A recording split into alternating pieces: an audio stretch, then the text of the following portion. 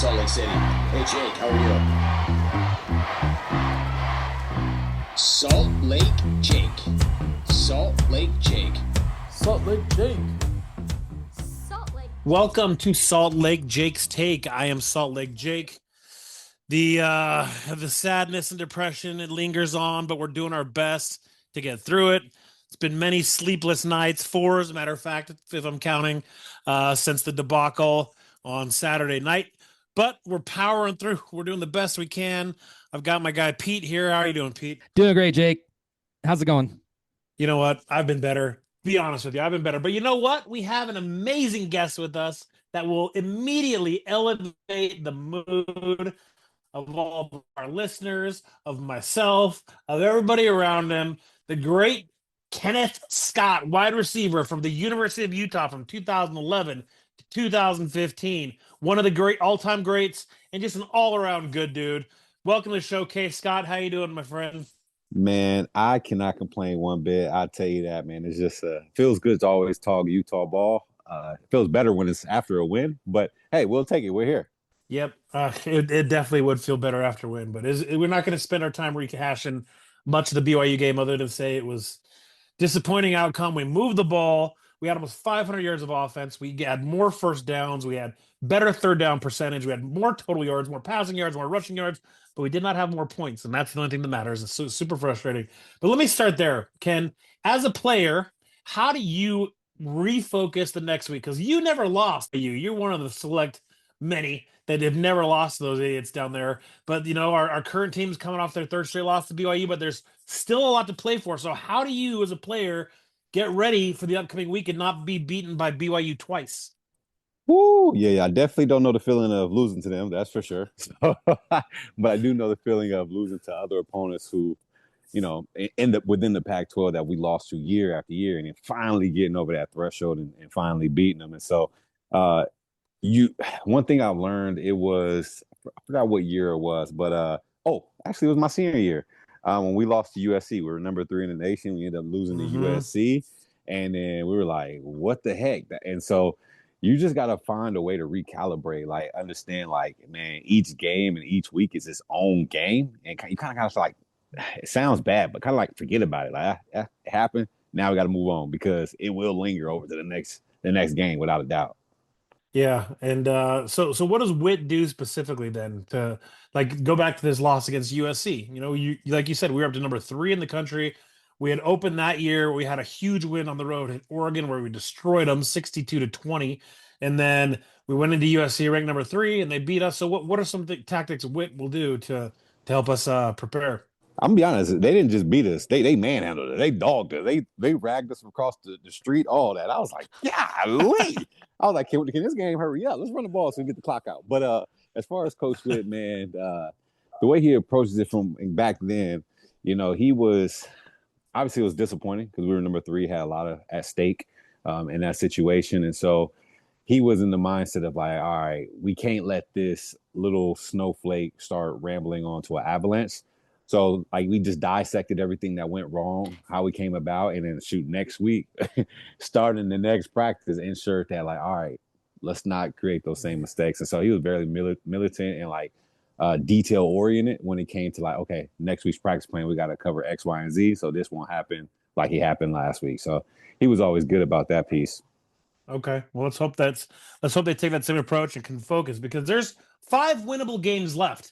I mean, if we take out the emotion of what we're feeling right now, there's not a game left that we shouldn't be favored in, that we shouldn't win, right? And granted, rose-colored glasses and all that, but we don't play anybody else that's even ranked. We got, well, Cincinnati, I take that back. We got Colorado at home, but Cincinnati's at home. So the next 2 home games, Colorado, Cincinnati. Then we go on the road to Baylor. We come back to play Kansas State at home in the senior day, and then end at Kansas. So there's still a lot on the table, and there's an outside shot if we can play well that we could somehow maybe get a tiebreaker to get in the Big 12 title game. But let's not worry about that. One last question about the BYU game, then we'll move on. What is your opinion on the philosophical approach to relying fully upon analytics during the course of that game and just completely going against, I don't want to say going against your gut, but just relying 100% on analytics because there's been a lot of second questions of some of the decisions you made. So what's your thoughts to that approach, K. Scott? Yeah, first and foremost, the beginning statements that you were making about, man, the 5 games left. I personally feel that we can still run the table or at minimum go 9-3, right? Like, because the next 5 games, like you mentioned, I don't see us losing those next 2 home games. I don't see it. The Baylor, I think we can win it. The only thing that scares me is Kansas. I don't know why. The last game of the year is Kansas. It may be cold. It's a different environment. They do really good at home. So that's kind of making me nervous. That's why I'm like, one of those away games we may lose just because I just feel it. But to answer your question about the analytics, that's something that's been done since I remember my time playing. It wasn't like through a system or anything, but they had a sheet to like, okay, on this down, this here, in this position, go for it. Like, so it's always been in his system or mechanics of decision making. It's just now it's like out there in the open. And so, like, if I look back at the things like in the game, like the first one, I think it was in the first session where Braid got the ball on the fly sweep and he ended up getting tackled behind the line. And I'm like, man, like the receiver, if he would have just done his job and just, because I think he hesitated a little bit because he was thinking about getting that DN that was crashing down, but really that was the read guy. He should have just picked up the most dangerous man who was the guy that made the play that was transitioned over. If he would have picked that up, then it would have been a different story, I would have felt like. But like, it's tough, I'm always a person, hey, I'm just going to go with my gut. But, sometimes analytics do work in your favor. And then it's, it will show you a path. And sometimes if your gut don't align with your path, then I don't know. But I'm indifferent about it. Like, if it works, cool. If it don't, it don't. But I'm more of a gut guy. Like, do I feel like we should do it based on the game, the feeling? I mean, at this point, to be honest with you, man, our defense was playing so great. It's just tough to say. It's tough. Like, if I had to rely on my defense, if I made a mistake, I'd be like, I'm doing whatever I can. I'm going to rely on my defense. But it makes it tough. I don't know. It was a tough decision. Hey, does the locker room care one way or the other? Like, do they lose confidence in the coach when it goes wrong? No, because you can't really blame it on the coach per se. Because as the players, you gotta execute. Like, for instance, if like the third down and long play that Bear ended up scoring on, like if anybody called a quarterback draw, like you don't expect a touchdown from that. You know what I'm saying? Like, at least you're going to, but it's just depends on the execution of the play, depending on what's called. So it's tough because you always got to go back and look at it, like what went wrong with us to where we didn't get this play executed. In like the first play I mentioned, if we would have sealed that edge with that corner that made the play, we would have had a first down, probably scored a touchdown on that drive because we had a lot of momentum. So it's tough. It's tough because at the end of the day, you got to go back to, well, shoot, if you would have did this, then the result of the play could have been different. So that's what makes it tough. Oh, man, you can add this game to the what-if list and the rivalry history. I still today play out in my mind the 2008 loss where they scored a touchdown in double overtime where Joe Dale crashed down hard. And if he had fallen back into coverage, he would have picked off Max Hall and would have won that game. But it is what it is. It is what it is. To me, it feels like Jake's not holding on to it. To me, it feels like analytics is absolutely a tool that you need and need to rely on.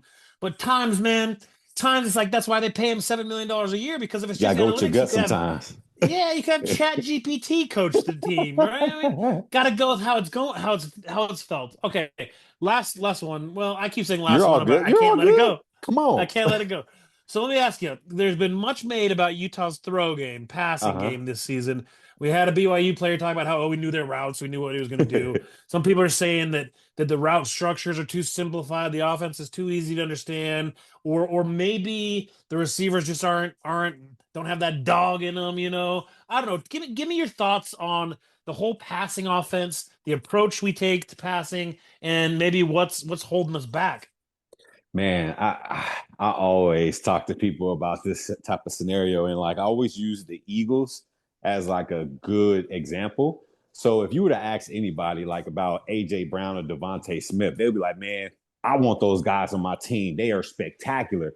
But like in the first couple weeks, you're like, if you just looked at their numbers, they're like, oh, these dudes aren't that good. Like, and when you would say, well, it's because of the play calling. They're sending this guy on this type of route. So how can he get production if blah, blah, blah, blah, blah, blah. So I feel like honestly, throughout our tenure, that's kind of been the fold of our receiver group in a way. It's like I can look back at it in my days, like, man, my sophomore year, that's when we was open up stuff. It was a lot of downfield throws.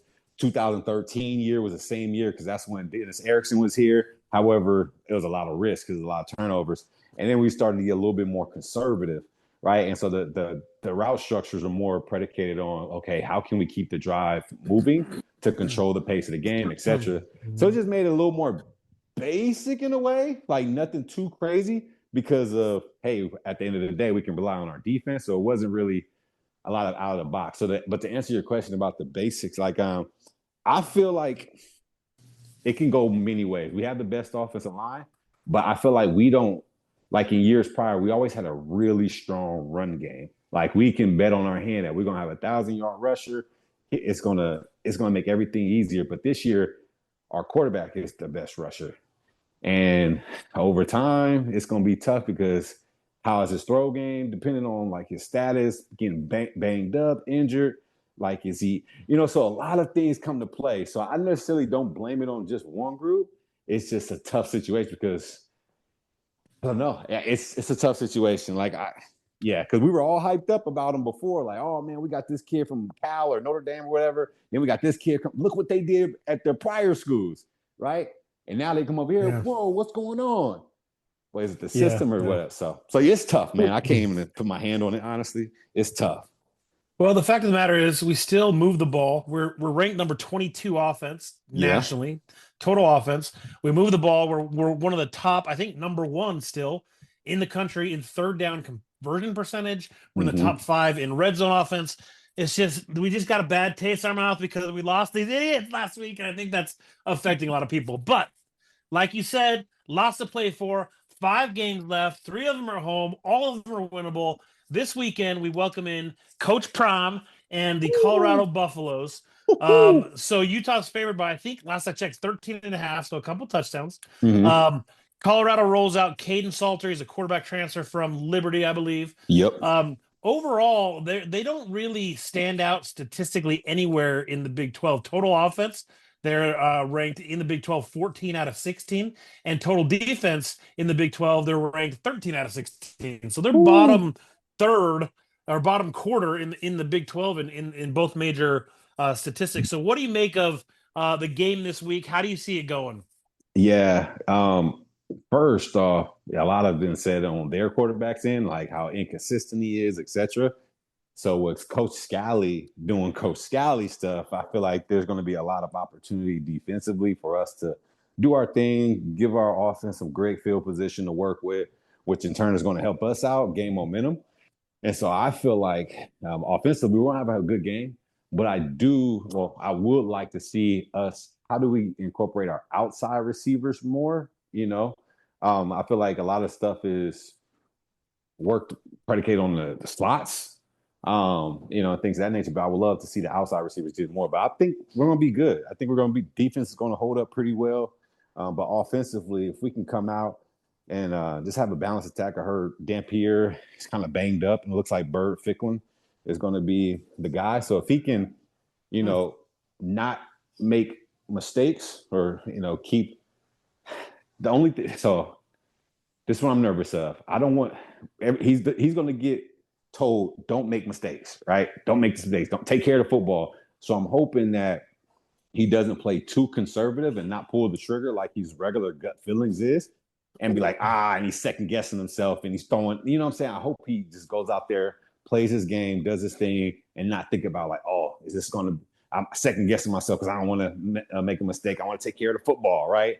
And so it's like a double-edged sword, but I feel like we're going to be good. I'm pretty sure they're going to do a lot of underneath type stuff to get him warmed up. And then hopefully we can sprinkle in a couple of things to get somebody popped over the top, for a long touchdown pass just to get his confidence up. But it looks like Bird Ficklin's going to be the guy. And as long as we keep him comfortable with a lot of dink and dunk actions, the RPOs, the different type of things, get a strong run game going. I think we should fare pretty well. I don't think it's going to be in the 30s. Probably just at 30, honestly. Probably 27 points. But I mean, we'll win by at least 27-13, I feel like. So I know we'd heard that Dampier was hobbled and may not go, but are you breaking some inside news there, K. Scott? Ficklin will be the starter. Call Vegas. That's what I'm looking at on Twitter. Like as I'm going on Twitter feed, everybody keeps showing that big old ugly bracelet that on Dampier's leg, and yeah. Honestly, at this point, I may if I'm them, I'll start Bird. I'll start Bird and then have Dampier rest up for Cincinnati the following week because that's probably going to be a bigger game. So if I'm looking at it, I'm like I'm taking the Sam. Well, I was gonna say a Sam Levitt approach where, hey, I'm arresting this game, and then come the next following game, we're gonna, do our thing and be the top dog. And so I think Bird Ficklin can get the job done, but I think they're gonna sway towards, him playing because of the following week. Can evaluate the wide. Oh, sorry, Jake. No, go ahead. Go ahead. Can evaluate the wide receiver group because that's been a kind of like bone of contention for fans this year. Give us your take. It's tough because they. It's tough. You can be fair. I get it. It's hard, but whatever. Yeah. Well, I can say this. Ryan Davis is doing a great job of being that reliable source for us, like underneath. And I feel like the slot receivers is pretty easy to get them open, get creative. And it's easier for the quarterback too, obviously, because distance and stuff like that. It's much harder to throw to the outside receivers than it is a slot receiver. And so I think Ryan Davis is a great, reliable receiver underneath stuff, and even sometimes over the top with his crossing routes. As far as the outside guys, I don't see him doing too many different type of route structures, right? I would like to see Tobias more aggressive with the catch point.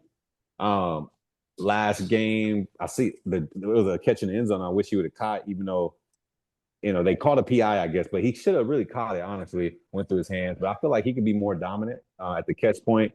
And even, when he's doing these stop routes, creating a little more separation at the top of his routes, those pieces. I see, what's his name, Larry Simmons. He's making some plays, on contested catches. And if we can keep on doing that type of stuff and giving them the opportunity to make plays, I think the back half will be a lot better than the front half. Let me ask it this way. Is it like, where is it their scheme or is it their ability? Are they not blocking? Like where are we most deficient? Like where are we struggle the most? Man, it's tough to say because I don't see the full 22, but from what I'm seeing, like when the ball is around their area, I would like for them to be more aggressive at the catch point. Like, hey, this is my ball. And knowing that we only get about 2-3 opportunities a game, like, hey, look, I'm going to make the best out of this. Like, it's going to be mine or it's going to be nobody. Like, or I'm going to call this PI, right? And so I wish there was more aggression. Larry Simmons shown it a little bit, right? The contested catches. I just wish it was more consistent. And also, to be honest, hey, give him some more opportunities. Right, connect. Some of them is poorly, not I'm gonna say poorly, missed time passes, right, to where they haven't connected. And I think it will be a lot of stuff will be a different story if we did happen to connect. So that's what's been the struggle. It's like, man, do we blame a receiver for a bad thrown ball, or what I'm saying? So it's just so many caveats to it, which kind of plays a part in it as well. Well, as we said, winning, changes everything. So let's go out there and get a win this week, and maybe we can have a little bit of more sunshine back in our lives. Last question: how do you see this game go? Give me your prediction of the score. I know you said we win by a couple scores, but how is Utah going to win, and what's the final score going to be? Oh, final score going to be 27-13. I can just tell you right now, I mean, it's going to be offense is going to have some great times of being have great field position. So I feel like it's going to be run dominant per usual. We may get one touchdown pass, just probably like from a flats perspective, like right down the red zone where we got to do a play action rollout type thing. I think we're going to get one pass, but majority is going to be based off of running. I think 27-13, we're going to get great field position by our defense and our special teams. and we're just gonna win conservatively like that, and then until Dampier comes back next week, I'm assuming. So Utah football, per usual. That's how we do it. Defense, conservative offense. So, hey, we appreciate you joining us. It's been an absolute thrill. Put the bat signal out, man. Batman is back. K. Scott, number 2, going up, getting the rock, delivering for the show. Thank you, Kenneth Scott. We appreciate you joining us. Man, thank you guys, man. I appreciate y'all. Y'all have a good night.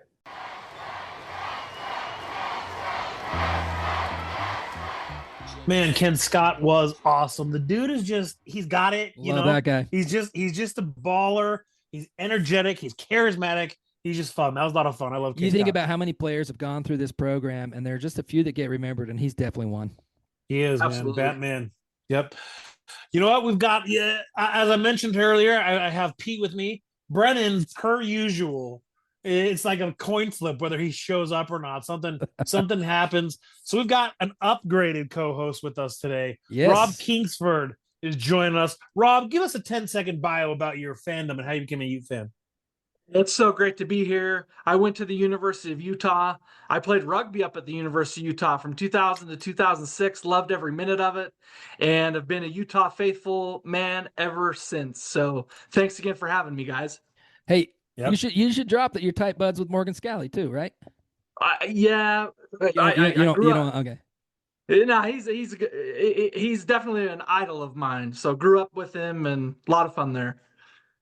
All right. Well, that's good to know, Pete. You just ruined it. That way he can't share any inside information without giving up who he is now. Oh crap! So My he bad. could have said, I know somebody Let's who's cut that close to the out. program, but now we're screwed. All right. Okay. So just one last kind of look ahead to this week. And then we'll go to the mailbag. We really need to come out and win big. I can't, the fan base needs it. I need it, man. It's so annoying, I know, but I have had 4 straight sleepless nights where I wake up around 1 a.m. and all of a sudden it's like the first thing I think of, and then I replay all the events of the day in my mind. It's put a damper on everything. So we need to come out, have a big win, because like I said, there still is a lot to play for. There still is a chance, albeit a very slight chance, that we could find our way in the Big 12 title game if we win out. So we got to find a way to move on and win the next 5 games. It all starts this weekend. Ken Scott predicted a 27-13 game. I don't know what to predict if Bird Ficklin really is starting. Yeah. Because I know when he's come in, he's looked amazing, but it's always garbage time, right? It's easy to have every pass complete when you're up by 4 touchdowns and it's against the 3rd string defense and no one's really, their heart's not into it, but he has an extra gear to him when he runs. He's got a little whip on the ball when he throws it. He looks good. He's got that lefty motion. So I don't know if he's playing, then maybe, it is just a 27-13 win. If Damp's healthy enough to go, I think we can score in the upper 30s. I mean, we average 36 points a game, right? Colorado's defense isn't very good. So if Damp's healthy and our mind's right, I could see us in the 40s or 50s even and winning a big game by 3 or 4 touchdowns. Rob, what's your prediction? So I'm going to go with 35-17. I think we kind of need to redeem ourselves a little bit. We've got this touted offensive line. Well, we got to put them to the test. We got to establish a run game early. We just got to get after it. We got to attack the interior with number 1 and number 21, and then we got to get Bray on the outside. Let the 3-headed monster rush for 300 yards this week. Okay, that was actually I like going to that. bring up Daniel Bray. What a revelation that kid's been. That kid can cook, man.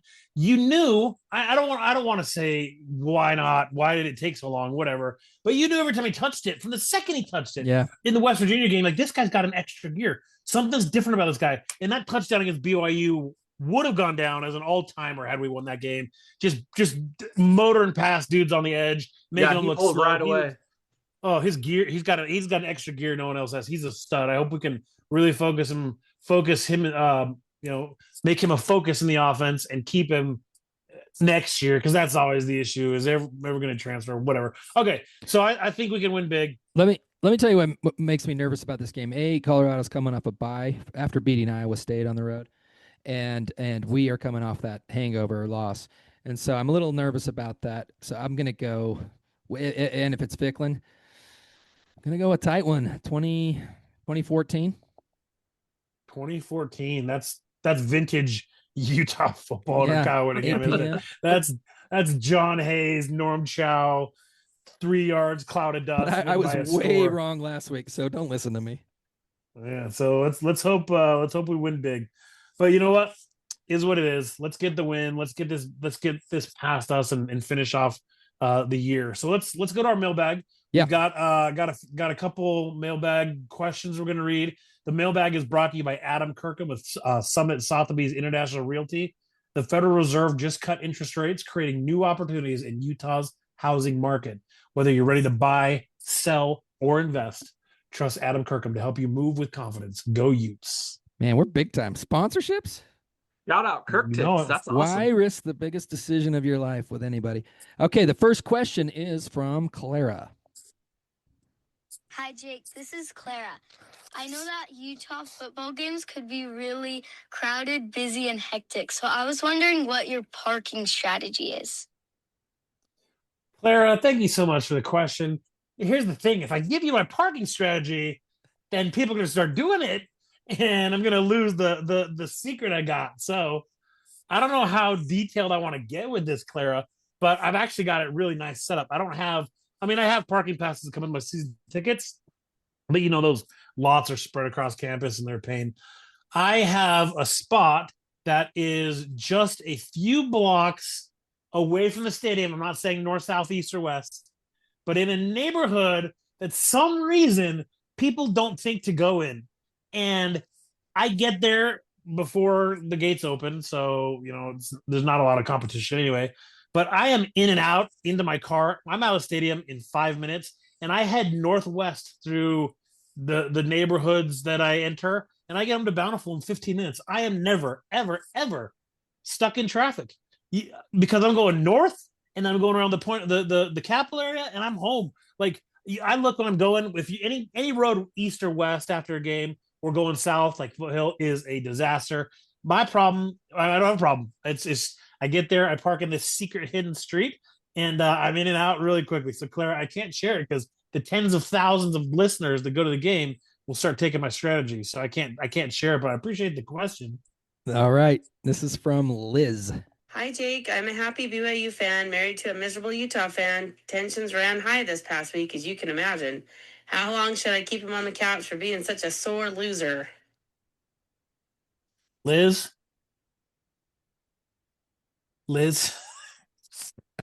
you need to move out, Liz. That's the first thing you need to do.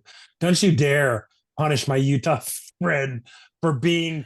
It's not our fault. The Lord chose us for this team.